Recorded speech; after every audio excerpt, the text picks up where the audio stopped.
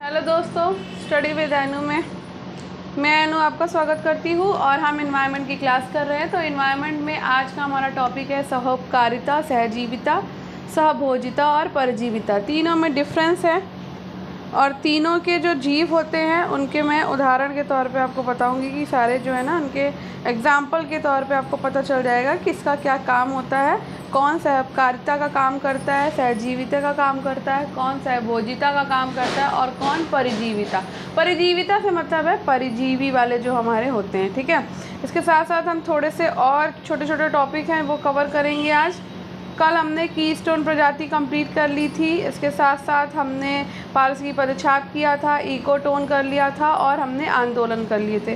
तो जितने भी इम्पोर्टेंट टॉपिक हैं वो भी वन लाइनर में, तो वो सारे हम अभी कंप्लीट कर रहे हैं और बहुत जल्दी हमारा इन्वायरमेंट ये कंप्लीट हो जाएगा।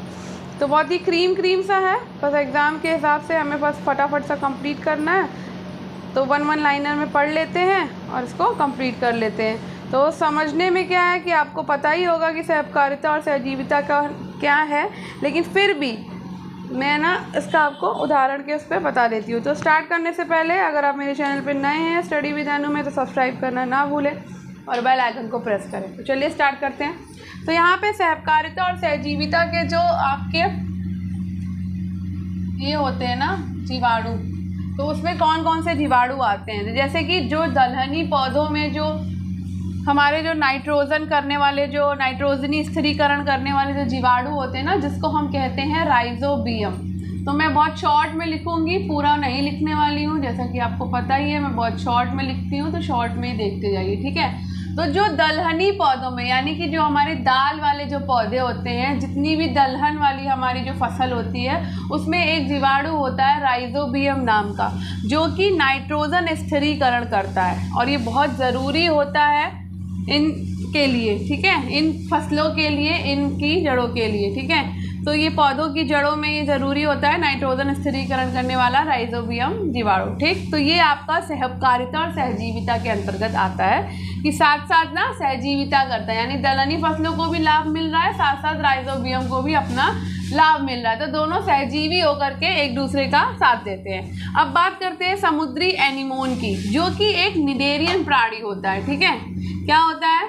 एनीमोन। ये आपका समुद्र में पाया जाता है, समुद्री एनीमोन, जो कि एक निडेरियन प्राणी है। हर्मिट कैप के कवच से संलग्न होकर परिवहन और भोजन प्राप्त करता है। किससे प्राप्त करता है? तो हर्मिट कैप के कवच से, ठीक है। ये थोड़ा सा याद रखना है यहाँ पे, हर्मिट कैप के कवच से ये जो है ना संलग्न होकर, यानी उसके साथ लगकर। तो जो जीवाणु जिसके साथ जीवित रहता है ना, काम करता है, अपना भोजन बनाता है या भोजन लेता है, वो सहजीवी कहलाते हैं, यानी कि सहोपकारिता, यानी एक दूसरे का साथ देते हुए जो आगे बढ़ते हैं वो सहकारिता और सहजीविता कहलाते हैं, ठीक है। अब बात करते हैं एनिमोल सुरक्षा एवं छद्मावरण प्रदान करता है। तो ये एनिमोल जो है क्या प्रदान करता है? सुरक्षा प्रदान करता है और छद्मावरण प्रदान करता है। इसके साथ साथ लाइकेन में, जैसे लाइकेन में आपके कौन कौन होते हैं, तो लाइकेन के बारे में आपको पता ही होगा कि लाइकेन में हमारे कवक भी होते हैं और इसके साथ साथ शैवाल भी होते हैं। तो ये दोनों क्या करते हैं? सहजीवी हैं। कवक और शैवाल एक दूसरे के सहजीवी हैं लाइकेन में, ठीक है। इसके साथ साथ शैवाल क्या करते हैं? प्रकाश संश्लेषण के द्वारा अपना भोजन बनाते हैं, और कवक जो क्या करते हैं? वो जल तथा सुरक्षा प्रदान करते हैं शैवालों को। तो ये दोनों क्या करते हैं? एक दूसरे का सहजीवी है, ठीक है ना। शैवाल इनके लिए भोजन बनाएगा और कवक क्या करेगा? जल में इनको सुरक्षा प्रदान करेगा और इनको जल देगा, ठीक। अब जैसे बात करते हैं परागण की क्रिया, तो परागण की क्रिया भी आपका सहजीविता में आती है, ठीक है। अंजीर के पेड़ और बर्र के बीच यहाँ पे परागण होता है ना। जैसे अंजीर का पेड़ है, परागण की वजह से ही बढ़ता है। बर्र यानी कि बर्रइयों की वजह से, बर्रों की, भौरों की वजह से, ठीक है। आर्किड, पुष्प और भ्रमरों। आर्किड का जो पुष्प होता है ना, वो किसकी वजह से बढ़ता है? तो वो आपका भ्रमरों की वजह से बढ़ता है। तो ये भी आपका सहजीविता ही हुई, ठीक है। आर्किड पुष्प में और आपके भंवरों में, ठीक। उसके बाद दीमक और उनकी आँख में पाए जाने क्लेजलेट प्राणी। तो दीमक में जो है ना, उस दीमक की आँख में, दीमक और इनकी आँख में एक प्राणी पाया जाता है जिसको हम कहते हैं क्लेजलेट। ये भी आपका सहजीविता का उदाहरण है, ठीक है। कुछ जीवाणुओं का जंतुओं के आंत में पाया जाने वाला, ठीक है। कुछ ऐसे जीवाणु होते हैं जो आँख में पाए जाते हैं और वो साथ साथ जो है अपना भोजन भी लेते हैं और साथ में उसको दूसरे उस जो जीवाणु को है ना उसको भी अपना कुछ ना कुछ फ़ायदा देते रहते हैं। तो ये आपकी सहजीविता और सहकारिता के अंतर्गत आते हैं। ठीक, अब बात कर लेते हैं सहभोजिता की। सहभोजिता किसे कहते हैं? जैसे कि परागण की क्रिया, ये आपकी सहभोजिता हो गई। परागण की क्रिया का होना, ठीक है, ये आपकी सहभोजिता हो गई। यहाँ पे परागण की क्रिया किसके द्वारा हो रही थी? तो यहाँ पर बर्र के द्वारा हो रही थी। अंजीर के पेड़ को, है ना, अंजीर के पेड़ के बीज को या अंजीर के पेड़ को बर्र के द्वारा परागण कराना। ठीक है, सहभोजिता में परागण की क्रिया का होना सहभोजिता कहलाती है। अंजीर के पेड़ और बर्र के बीज भी सहभोजिता के अंतर्गत आते हैं, यानी कि ये पूरा सेम, ये दोनों सेम है। सहजीविता में भी आएगा और सहभोजिता में भी आएगा।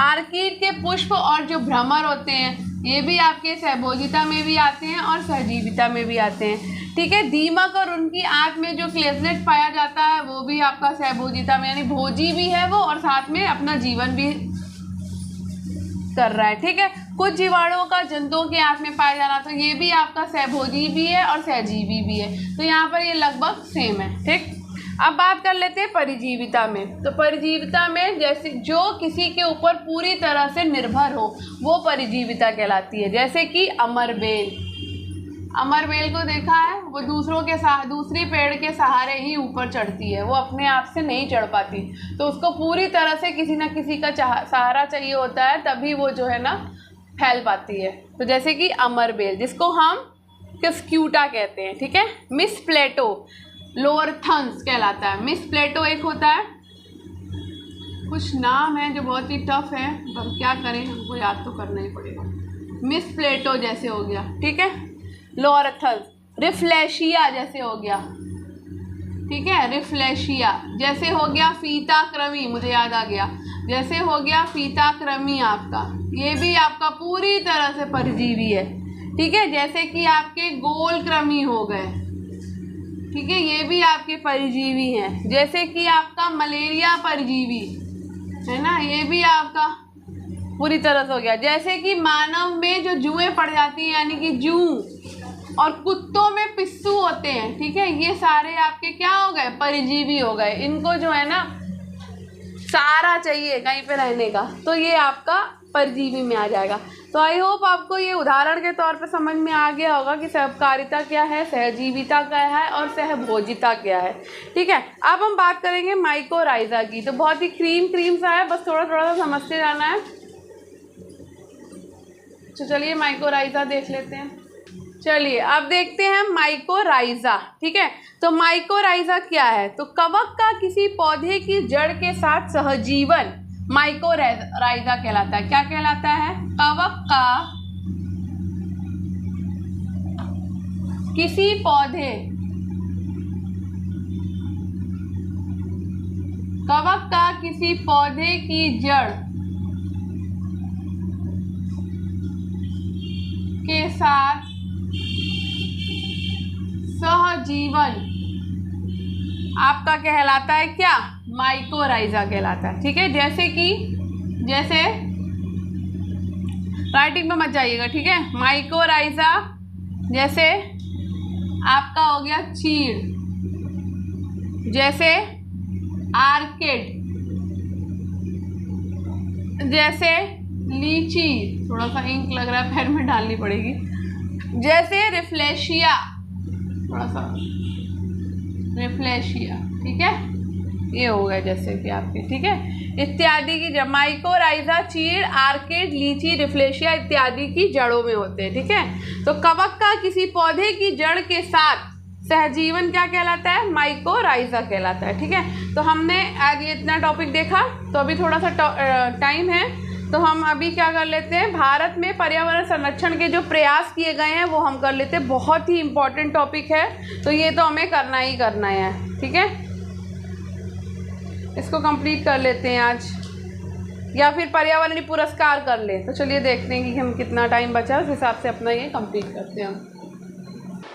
चलिए अब हम देख लेते हैं पुरस्कार। तो पर्यावरण से संबंधित जो पुरस्कार प्रदान किए जाते हैं या पुरस्कार जो डिसाइड किए गए हैं, वो सारे पुरस्कार हम देखेंगे। तो पहला पुरस्कार है, ये बहुत इंपॉर्टेंट टॉपिक है, मैं आपको बता रहा हूँ, इसलिए इसको बिल्कुल स्किप मत करिएगा, अच्छे से तैयार कर लीजिएगा। पहला है आपका टाइलर पुरस्कार, ठीक है। कौन सा पुरस्कार? टाइलर पुरस्कार।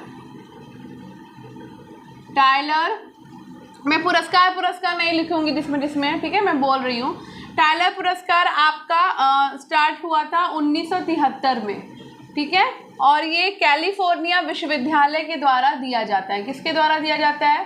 कैलिफोर्निया के द्वारा ये पुरस्कार दिया जाता है, ठीक है।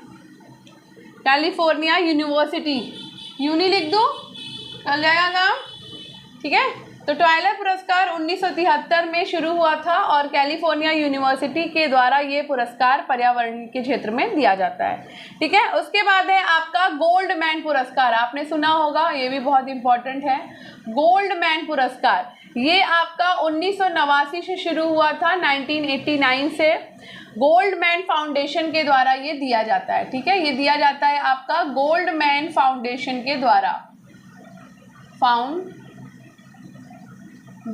द्वारा, ठीक है। तो गोल्डमैन पुरस्कार 1989 में गोल्डमैन फाउंडेशन के द्वारा दिया जाता है। तीसरा है आपका ग्लोबल 500, ये बहुत इंपॉर्टेंट है, बहुत बार क्वेश्चन आ चुका है, ग्लोबल 500। तो ग्लोबल 500 जो पुरस्कार है वो आपका 1987 में शुरू हुआ था, ठीक है, और ये दिया जाता है यूएनईपी के द्वारा, यानी कि संयुक्त राष्ट्र पर्यावरण कार्यक्रम के द्वारा ये दिया जाता है, ठीक है। यूएनईपी का मतलब हो गया यूनाइटेड नेशन एनवायरनमेंट प्रोग्राम के द्वारा, ठीक है। तो संयुक्त राष्ट्र पर्यावरण कार्यक्रम के द्वारा ये आपका यूएनईपी के द्वारा ग्लोबल 500 पुरस्कार दिया जाता है और ये 1987 से दिया जा रहा है। अब बात करते हैं इंदिरा गांधी पर्यावरण पुरस्कार की, इसका भी आपने सुना होगा, इंदिरा गांधी पर्यावरण पुरस्कार दिया जाता है। तो ये भी दिया जा रहा है आपका 1987 से, और ये किसके द्वारा दिया जाता है? तो ये भाई भारत सरकार के द्वारा दिया जाता है, ठीक है। तो ये आपका इंपॉर्टेंट है, ये ज़रूर याद कर लीजिएगा। इंदिरा गांधी पर्यावरण पुरस्कार 1987 से दिया जा रहा है और ये भारत सरकार के द्वारा दिया जाता है। अब बात करते हैं इंदिरा प्रियदर्शनी पुरस्कार की। इंदिरा प्रियदर्शनी पर्यावरण पुरस्कार, तो ये आपका, ये भी 1986 से दिया जा रहा है और ये भी आपका भारत सरकार के द्वारा दिया जाता है, पर्यावरण वन मंत्रालय के द्वारा, ठीक है। भारत सरकार पर्यावरण वन मंत्रालय के द्वारा ये आपका दिया जाता है, ठीक है। नेक्स्ट है आपका गोल्डन पांडा। गोल्डन पांडा पुरस्कार आपका 1982 से दिया जा रहा है और ये wild life conservation charity Bristol England के द्वारा दिया जाता है, ठीक है।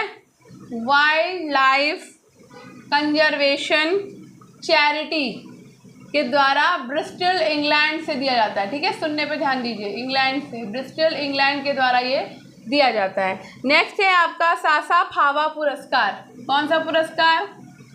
सासा फावा भी एक पर्यावरण पुरस्कार है जो कि 1986 से दिया जा रहा है और किसके द्वारा दिया जा रहा है?